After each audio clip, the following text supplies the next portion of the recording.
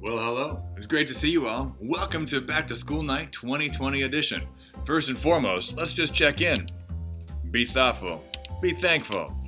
What we do here in Orchestra is we realize that together we're better and that we always try to be our best selves. I'm Scott Krijnen, and I'm teaching your kid in Orchestra. Orchestra is an incredible place where you get to play violin, viola, cello, or bass. I've been playing music since I was about 6 years old, starting on violin, switching to cello when I was 9, adding bass in high school, and then learning viola throughout college. My undergraduate degree is in music education. My master's degree is in cello performance from the San Francisco Conservatory of Music. I've toured the world as a cellist, as a professional musician, and as a conductor. I work here at Castellero, where I have 6 orchestras and over 250 students. I also conduct the Cambrian Symphony, which you'll see posters right behind me here for the live music that we bring to San Jose Nutcracker. In addition, I'm also a resident guest conductor with the Palo Alto Chamber Orchestra, and whenever Stanford Symphony needs a substitute conductor, I fill in for Professor Phillips. That's what I do during my professional career. I'm also a dad of 2 children. I have a 10-year-old and an 8-year-old that goes down to Simons Elementary. My oldest is playing violin, my youngest is playing cello, and then I also married one of my best friends who's a violinist, and she teaches over at Fisher Middle School. So the family is filled with musicians, filled with music, filled with people who are very passionate about building positive experiences and communities. So if you just joined the beginning orchestra, not only do you get to choose the violin, the viola, the cello, or the bass, you also get to be part of a community that learns how to be the best version of ourselves. We learn how to listen, we learn how to communicate, we learn how to adapt, and we learn resilience. And one of the ways we do that is by learning these string instruments. So for all the wonderful guardians who are here tonight checking in to see what's happening in orchestra, here's the first thing that we do. We build community, and we show them that they, the students, are the success of this program. The students are the ones taking great notes and turning their assignments. The students are the ones listening and asking good follow-up questions. The students are the ones that are going to take care of these wonderful instruments after we give it to them after Labor Day weekend. The students are the ones that are going to practice those instruments and turn them into sounding like something, to creating music. And that's all them. So the students are the success. We empower them and we show them that they're the reason why this program is one of the premier orchestras in the Bay Area. And really, even in the state. We're so fortunate to have 6 orchestra classes here at Castellero with 4 different levels: beginning, indigo, avant, and chamber. We're able to suit the needs of the individual. So if they've never read any music before, perfect, they're in beginning orchestra. If they have read music before, but they haven't played a stringed instrument, perfect, they're in beginning orchestra. If they can read music, great, they'll be able to focus a little bit more on the instrument that we give them. If they can't read music, that's what we've been teaching them.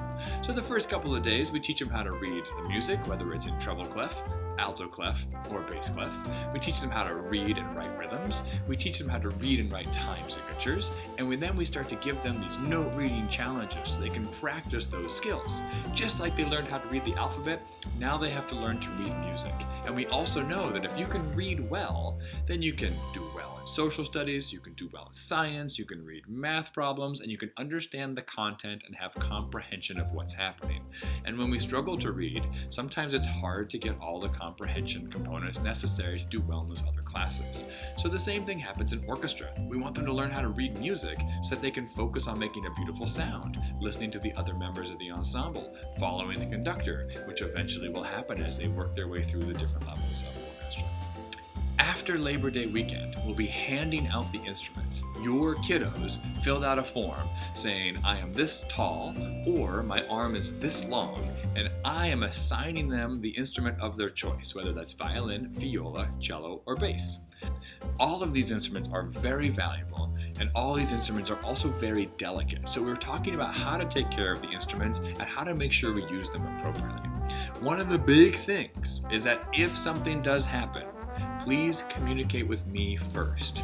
You can communicate through Canvas. You can communicate through my school email, skrijnen@sjusd.org, or my personal email if for some reason your emails bounce back, which is scottkrijnen@yahoo.com, SCOTTKRIJNEN orchestra@yahoo.com.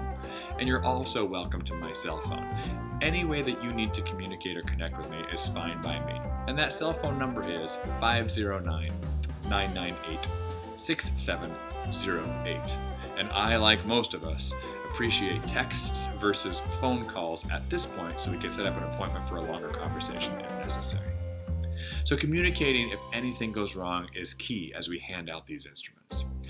Some of the things to consider when you see these instruments: you're going to make sure that you have a place that is not a high traffic zone. So when the student decides to practice, they're going to take out their instrument out of the case. They're going to put on their shoulder rest if they are a violinist or a violist. If they're a bassist, they'll be taking out the end pin. They'll sit down carefully with the instrument. They'll have a place for their music and their assignments, whether that's a music stand or something to rest up against. And then when they are finished with the whole practice experience, it'll go all the way back into the case and then someplace safely in their room or a closet. The biggest things that tend to happen are a string goes loose, and then somebody decides, I can fix that, and they try and tune these pegs. Don't touch the pegs. Let me do that. The next big thing that happens, the instrument gets too warm or too cold. These do not do well in direct sunlight. They also don't do well if it's somewhere below 40 degrees. So you want to make sure that the instrument stays at room temperature and that it stays out of direct sunlight. Then there's a whole category of siblings and pets.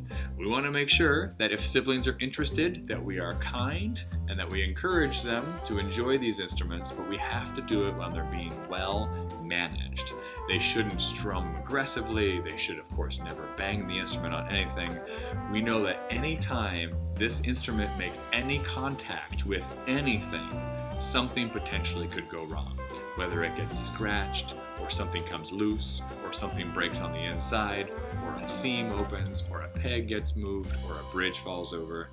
Things happen every time this makes contact with something it shouldn't. All it should make contact with is inside the case, and for violins and violas, up on our shoulders. Now, if your child decides to play cello or bass, it's a larger instrument. You're going to need a little bit more space in the room to practice. However, they're wonderful, and we have enough cellos and basses for everyone to take one home. When you use the cello, you sit down with it and you open the end pin. Something we haven't talked about yet is the bow. We want to make sure that when your child uses the bow, that not only are they holding it correctly, which of course I will teach, but they're very careful with it. It's very delicate. If you tap this on anything, the bow could just explode. The hair should never be touched by the inside of our hands. There's just too much oil and grease that ruins the bow hair, and we always want to make sure that we loosen our bow when we're totally finished. If this makes no sense to you, that's okay. I'm going to teach them exactly what to do. Your job is just to remind them to be great citizens and that they are the success. When they take care of the instruments, they can last a lifetime. What's also great about the bow is that it's going to make a beautiful sound. Eventually, it's a very complicated algorithm, but since I've been playing string instruments since I was 7 years old, I understand the pedagogy and the sequencing necessary for them to be successful. My whole life has been playing music, and I'm so excited to welcome your kiddo into the wonderful world of orchestra. And remember to always be your best selves.